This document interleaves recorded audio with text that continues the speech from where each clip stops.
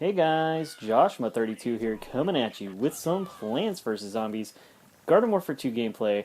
I'd like to welcome you all to another episode of Road to Mastery. Today we are checking out the Goalie Star, the Ice variant of the All-Star, and but before I really talk about what I wanted to talk about in this episode, I just want to say to Gary Clay, really appreciate everything you've done for the PopCap community, everything you've done to help make Plants vs. Zombies great. I appreciate it, and I wish you best of luck in your future endeavors. Whatever it is that you go on to do, I know you're going on to Amazon, and they're really picking up a great person with to their new team. So really just appreciate you, man. Thanks for everything. With that being said, let's go ahead and move on to the real topic that I wanted to talk to you guys about today, and that is kind of a revisit of the first episode, and that is how to stop late game monotony, how to make it to where you're not really feeling like you're grinding a lot. And the reason why I want to bring that back up is because I feel like I kind of forgot to take my own advice. Remember when I said to challenge yourself, but don't overdo it? Well, I think I overdid it. This weekend, I was playing with a lot of characters that I haven't played as ever, even though they were in Garden Warfare 1, never really tried them in Garden Warfare 1, you know what I mean? Because there was no incentive to try some of the weaker characters back then. You didn't have to rank them up like you do now, and they're even weaker now because they don't have the upgrades. And as a result, I was kind of having trouble this weekend. I had a lot of fun games, but at the same time, I had a lot of really rough games too. Part of what was causing this was the idea that I had to bronze every character out. For whatever reason, I decided that before I go any further with any of the other characters, I wanted to at least get my feet wet with all of the characters. And after doing that for a while, a good long while actually, I'd say I put a lot of game time in this weekend. I'd say at least 50 ranks of doing that. It got really rough. It didn't really help much because I was constantly switching characters. You don't really get to learn a character that well within the first 10 ranks. I'd say a better strategy would be to keep playing as a certain character that's especially the more challenging ones. Keep playing as that character until you start to really learn it, instead of playing that character, get it bronzed out, and then skip to another character and start struggling all over again. Especially with all the characters that I do have left over, the ones that need to be bronzed are all of the challenging characters. There's very few strong characters that are left that I haven't touched yet. The scuba diver is one of them, actually. I haven't touched him yet, which is amazing because he's a new character and everything like that. I'm surprised. I should probably actually do an episode on him pretty soon.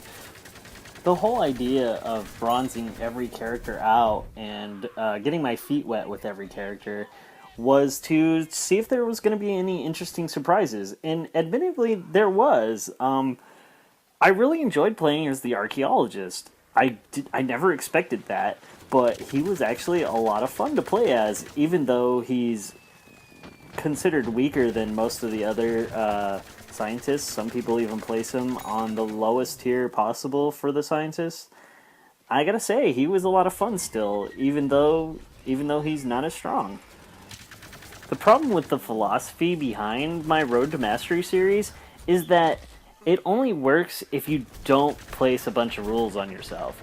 You have to be able to break those rules from time to time. So the whole idea behind forcing myself into making myself play all the characters until they were all bronzed kind of goes against all of that, really.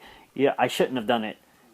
I tried to stress that in my first episode too, was that ultimately the goal is to have fun, and if you're not having fun right now, then what's the point in saving all the fun for later? You might as well have the fun now. And in just a few short weeks, I forgot that myself. It's not that hard to do. Another topic that I saw on Reddit recently was the idea of discouraging suicide-type players. Players that go in there, get as many kills as they can, use all their abilities, maybe waste them, maybe not, and then just die. They don't have a real exit strategy. And my thought is, there is an incentive there is a discouragement for suicide-type players, and that's dying. You, it sounds silly to say, but like, that's the truth of the matter is you don't get to keep going, you don't get to participate, you don't get to, you got to sit there at the respawn screen for a little bit, and then you got to spend the time to get back into the action. I think that's enough of a discouragement.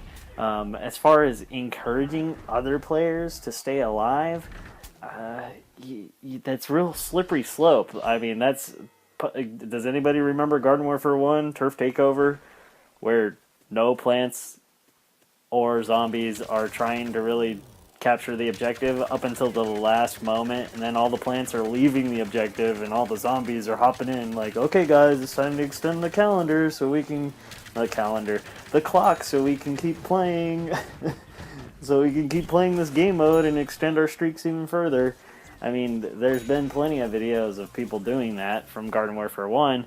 I don't really see that many on Garden Warfare 2, and that's because people tend to actually play the objective.